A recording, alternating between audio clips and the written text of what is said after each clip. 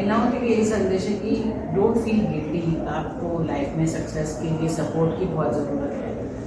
Without support कोई पुरुष successful नहीं हुआ है, ये मान के चलिए और जानना भी चाहिए आपको कि without support there is no success. तो आप क्यों कतराते हैं सक्सेस के लिए सपोर्ट मांगिए, बेझिझक सपोर्ट मांगिए, सारा जगह आता है, बस मांग कर तो देखिए।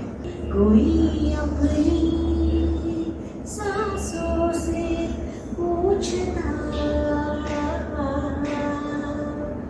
जल्दी क्यों।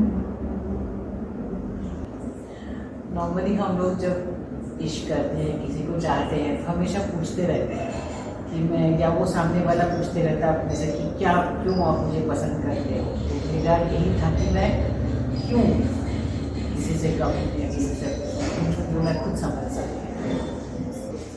स्त्री यानी शक्ति और शक्ति यानी समाज की सृजनकर्ता।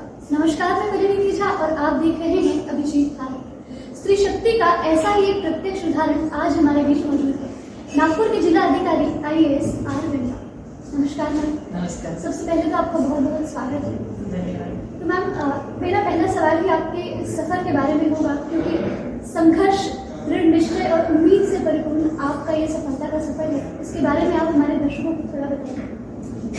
संघर्ष के बिना जीवन हो तो कोई मज़ा नहीं है। और कोई भी व्यक्ति अगर कोई उच्च कोटि पे या शुरुआत करती है, कहीं भी पहुंचती है, तो संघर्ष से परे वो नहीं रह सकती है। इसलिए संघर्षों से डरना नहीं चाहिए, जूझ भी रहना चाहिए और हमेशा कोशिश करते रहनी चाहिए। जो भी हमने निश्चय किया, हमारा निर्धार है कुछ बनने का, कुछ कहने का, करने का, वो हम करते थे। तो मैम, जैसे मैंने पढ़ा है कि आपने महाराष्ट्र ग्रामीण विकास विभाग के लिए काफ़ी लंबे समय तक काम किया, तो आज ग्रामीण परिप्रेक्ष्य में महिलाओं की क्या परिस्थिति है? महिलाओं की परिस्थिति वैसे भी देखी जाए तो जितना हम समझते हैं कि आगे बढ़ी हैं, कुछ हद तक सही हो सकता है, पर अगर हम लोग देखें तो 50% से ज़्यादा आज भी हमारे देश में, ग्रामीण हो या शहरी हो, महिलाएं, इन्हें सपोर्ट की ज़रूरत है, इन्हें विकास करने के लिए रास्ते की ज़रूरत है, इन्हें एस्पिरेशंस अपने समझने के लिए कि हम करना क्या चाहते हैं, तो ये अपने आप को ढूंढने में भी इन्हें सपोर्ट की ज़रूरत है। तो आज भी अगर हम लोग समझ लें कि ग्रामीण महिलाएं विशेष तौर से अगर देखें तो घर से वो बाहर कभी निकली नहीं है, तो उन्हें पहले तो घर से बाहर निकालना, बाहर की दुनिया दिखाना, ये सबसे बड़ी चैलेंज है। तो वो घर गृहस्थी में ही काफ़ी डूबी रहती है, उन्हें लगता है कि घर गृहस्थी हमारे लिए मकाम सही है। तो ये सबसे बड़ा चैलेंज होता है कि जब हम लोग सेल्फ हेल्प ग्रुप्स बनाते हैं, और मैं NRLM national rural livelihood mission से जुड़ी थी, जिसको महाराष्ट्र में महाराष्ट्र राज्य ग्रामीण जीवन उन्नति अभियान MSRLM के नाम से जानते हैं। तो वहाँ भी मैंने देखा कि मतलब ग्रुप्स हमने काफ़ी बनाए। जब मैं ज्वाइन हुई तो 80,000 के करीब कुछ ग्रुप्स थे, 5 लाख तक जब मैं वहाँ से निकली 4 साल में, तो इतना कर पाए। पहले तो ग्रुप्स में महिला आने के लिए ही कतराती है, ऐसा लगता है कि घर में इसे कोई छोड़ना नहीं तैयार, समझता नहीं। First to find your voice and to come out. That is the biggest challenge. And then subsequently, of course, finding your feet, खड़े रहने के लिए, आगे बढ़ने के लिए, ये वो डेफिनेटली चैलेंजेस हैं। मैम, मैंने पढ़ा है कि आपको परिवार का काफ़ी समर्थन मिला है, लेकिन माना जाता है कि जब महिला एक पद पर होती है तो पारिवारिक, सोशल लाइफ और प्रोफेशनल करियर को एक साथ बैलेंस करना एक बहुत बड़ा चैलेंज होता है। तो इस चुनौती को आपने कैसे पार किया? मुझे लगता है ये हमारा सोचने का तरीका और हम कैसे हैंडल करते हैं, मैनेज करते हैं, इस पर निर्भर होता है। क्योंकि हमें अपने आप को एक्सप्रेस करना सबसे पहली बात है कि अपने आप को एक्सप्रेस करने की ताकत हमें चाहिए। तो ये नहीं है कि इतना आसान होता है किसी को भी अपने सेल्फ डिफेंस में कुछ कहना या अपने आप को एक्सप्रेस करना। तो स्टार्टिंग में मुझे भी लगता था कि मैं अपने आप को इतने ईजिली एक्सप्रेस करूँगी, हालांकि घर में सपोर्ट अच्छा नहीं रहा, पर ऑल द टाइम हमें कॉन्शियस रहना चाहिए कि अपने जो नीड्स हैं, डिज़ायर्स, इन्हें डिस्कस कर, और डिस्कशन से ही आगे बात बढ़ती है। अगर हम लोग कम्युनिकेट रॉन्गली करते हैं तब शब्द वही हो सकता है, पर बोलने का तरीका अगर गलत हो जाए तो सामने वाले को लड़ाई लगती है। तो अगर हम लोग, जैसे हमारे साथ महिलाएं हुआ करती थी, तो हमेशा कहती थी कि सिर पे बर्फ और मुंह पे मीठी ज़ुबान रखें तो काफ़ी सारे प्रॉब्लम्स आधे से तो सॉल्व हो जाते हैं। तो मैम, पिछले महीने फरवरी में नागपुर में हत्या का एक भी मामला सामने नहीं आया, जो एक बहुत बड़ी उपलब्धि है प्रशासन के लिए भी।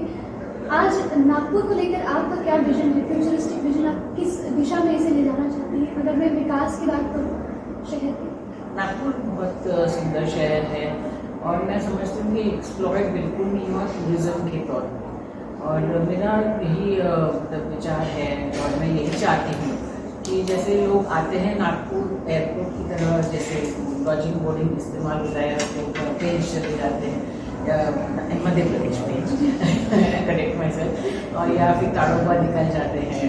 तो मैं चाहती हूँ कि यहाँ पे जो ब्यूटी है रामटेक हो, यहाँ पे कालिदास नगरी दिल्ली की है, हमारे यहाँ हिस्टोरिकल बहुत साइट्स हैं, माइनिंग टूरिज़्म हो, तो नागपुर को सही मायने में लोगों तक पहुँचाऊँ और अप्रिशिएट कराऊँ और यहाँ का जो पोटेंशियल है वो तक पहुँचाऊँ। ये मेरा निर्धार है, विचार है।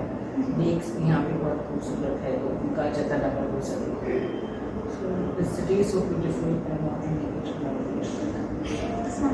तो एक लास्ट मेरा पॉइंट रहेगा मैम कि जो बच्चे आज इस कम्पिटिटिव एग्जाम्स की तैयारी कर रहे हैं इस समय में, या वो उस स्टेज पर हैं, तो उनके लिए आप क्या मैसेज देना चाहेंगे? क्योंकि एक समय में आप भी IAS एस्पिरेंट रही हैं, आपने MPSC क्रैक किया, तो उनके लिए आपका क्या संदेश है?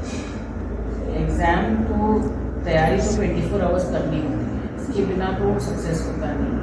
तो आजकल जैसे सोशल मीडिया का काफ़ी प्रभाव है, यूट्यूब है, डाइवर्शंस बहुत ज़्यादा है जो काफ़ी हद तक हमारे समय में बहुत कम है। तो कंसंट्रेशन, एकाग्रता को कॉन्स्टेंटली बनाए रखना, और ऑल्सो कंपटीशन भी बहुत बढ़ गया है। तो दोनों चीज़ों के लिए, क्योंकि एक एक मार्क के लिए यहाँ पर आजकल लड़ाई हो सकती है, तो इसीलिए एक तो पहले तो अपनी खुद की पढ़ाई कंसंट्रेशन से करना, ये बहुत इंपॉर्टेंट है, डाइवर्शंस अवॉइड करना। और दूसरी बात है कि हमेशा 2-3 पैरेलल लाइंस अपनी लाइफ में रखना। एक तो ऑफकोर्स ट्राई करना है पूरे मन के साथ, पर अगर गलती से कुछ हो गया तो एक स्टैंड बाय अपनी लाइफ में हमेशा रखें, ताकि आप उस पर स्टेप कर सकें इजीली।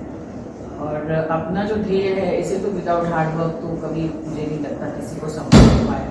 अक्सर मैं एक कोटेशन जो मेरी सिस्टर ने मुझे जब मैं छोटी थी तब कहा था कि लाइफ में तुम्हें कुछ भी बनना है, तो एक इंग्लिश कोट उसने मुझे कहा था कि the Heights of great man reached and kept were not attained by sudden flight, but they, while the others slept, were toiling upwards in the night. तो अगर आपको कहीं भी पहुंचना है तो हार्ड वर्क करना है। ये नहीं कि एग्ज़ाम के पहले बर्निंग द मिडनाइट ऑयल, वो वाले नहीं। Continuous hard work is very important and I hope that people will work hard. बहुत बहुत धन्यवाद मैम आपका आने के लिए। धन्यवाद। ऐसे अन्य अपडेट्स के लिए पढ़ते रहिए अभिजीत भारत।